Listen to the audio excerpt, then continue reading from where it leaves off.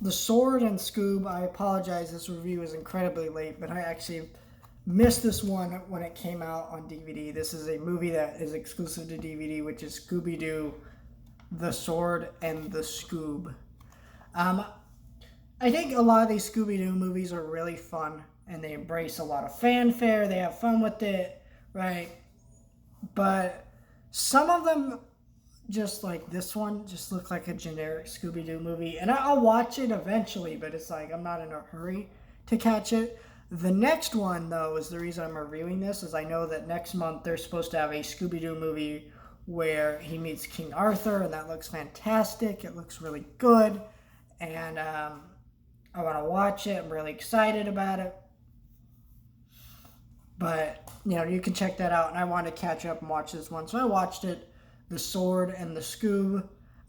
It's a fun Scooby-Doo movie. I'm not really going to break down the plot or anything of this movie because, it's the plot of every Scooby-Doo movie. There's a monster, and they're investigating a mystery, and there's the normal stuff. Nothing too exciting here. It's a fun little Scooby-Doo movie with King Arthur. This has actually been delayed quite a bit. I don't know exactly why, but this movie was supposed to come out like last year. There was supposed to be this one and the Courage the Cowardly Dog one, and they were supposed to come out last year, but they came out this year instead. Or actually, I think this one was supposed to come out last year, and the Courage the Cowardly Dog was supposed to come out early last year or early this year. But this was a fun movie. I did like at the beginning of the movie. This isn't a spoiler, but it had. You can't really spoil this movie. It's Scooby-Doo.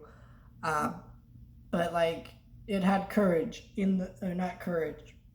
Thunder the Barbarian. And when I started up the movie, I thought, wow, this looks like an advertisement for Thunder the Barbarian. I know there was a Blu-ray that came out, so I thought, are they advertising the Blu-ray on this DVD? I'm like, oh, that's kind of cool.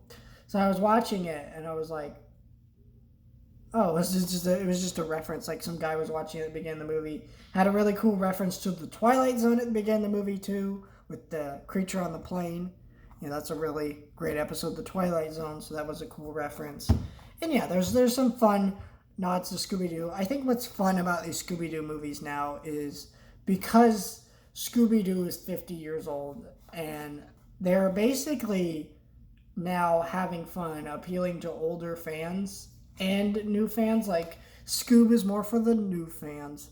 This kind of stuff is more for the old fans, and they're having fun with that. And the new fans can watch it too and have a good time. So I think that's cool. Kids can watch it, stuff like that, and it's fun.